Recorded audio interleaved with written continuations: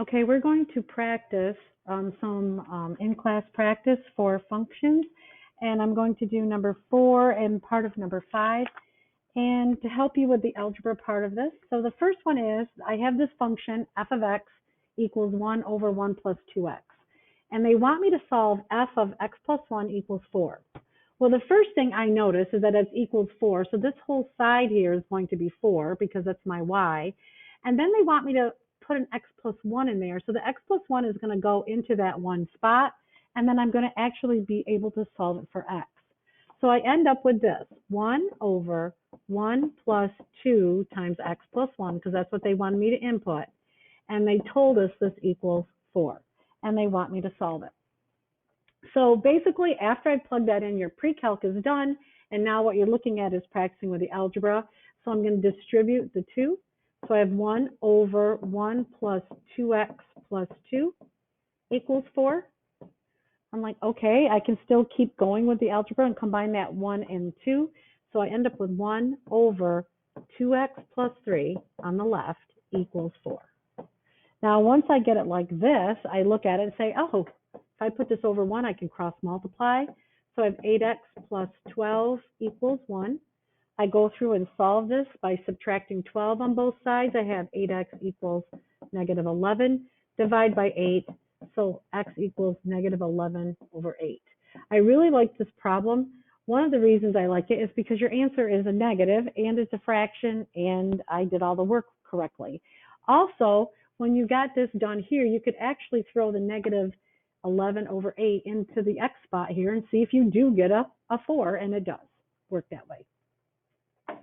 Now let's compare this to what they want us to do now. They want us to do on this one, f of x, the entire function, the whole fraction, add a 1 to that, and that equals 4.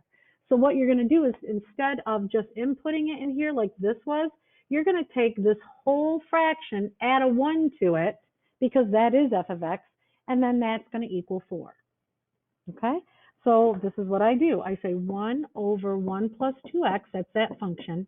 I'm going to add a 1 to it, and that equals 4. In some ways, this is a little bit easier, because as I look at it, I can say, oh, I can actually solve. So I subtract 1 from both sides. I have 1 over 1 plus 2x equals 3. Then I can say, yay, I can cross multiply again. So I have 3 plus 6x equals 1. Subtract 3, 6x equals a negative 2. Divide by 6, x equals negative 1/3. So again, I could actually solve it, come up with an answer, and I'm good with that. Now the third part of this wants us to do f of x. So you're basically taking our original function. So I'm going to write it down here because you can't see it anymore. So let me extend the page a little. So here's my function. I have f of x equals 1 over 1 plus 2x. So this is the exact same thing that it's at the top. And they want me to take this function right here and plug it back into itself, which kind of blows your mind a little bit. But if you think about this spot right here, I'm going to take the whole function and put it in that one spot.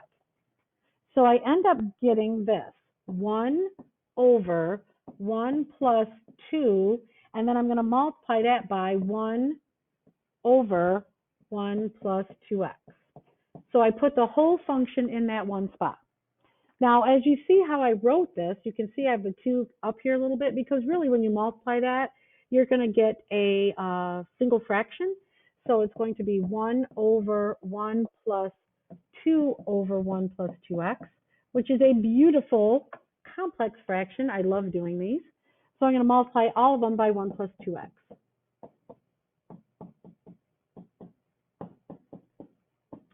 So I have 1 plus 2x all over 1 plus 2x plus, and then this can cancel a 2. So I'm just going to switch things around a little bit. I come up to 2x plus 1 all over 2x plus 3. So I can combine those. And now I have an expression. I can't really solve it, so that's all there is to it. So there's a little bit of how you can manipulate that. Some you can answer, and some you have an expression. The very last one I'm going to do is practicing the difference quotient again. We're going to be doing this so much. I don't want you to forget this. I've been doing videos after videos It takes practice, and I'm going to practice this with you. I'm going to do b right now because there's a fraction. So my function is really f of x equals 1 over x. And if you remember, that's a placeholder. I could write it as f of x equals 1 over box. So I go through and I do what this difference quotient wants me to do. It said, first of all, I want you to take this function and plug in an x plus h. So I'm going to kind of do this over here. So this function, if I plug in an x plus h in that spot, that's what I get. So I put an x plus h right in that spot. It's just a placeholder. You could call it 1 over box if you wanted to. Then it asked me to subtract the function 1 over x, which is what my function is, all over h. As soon as I do that, I said, oh, another lovely, lovely complex fraction. I see here's a denominator, and this is over 1. And I look at it and say, wait a minute. When I look at this and I say, well, x is in there, but it is not. It is not a factor. So I actually have to multiply everything by x times x plus h. X times x plus h. By doing this, now I can make this look so much prettier. This can divide out to make a 1, so 1 times x is x, minus this can divide to make a 1, and I've got x plus h, and then I'm dividing it by hx, x plus h, because nothing divides out there.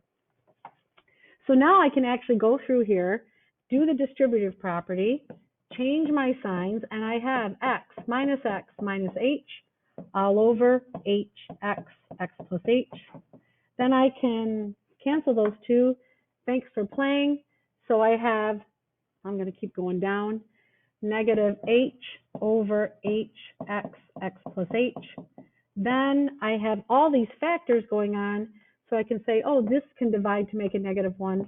So I ultimately end with negative 1 over x times x plus h.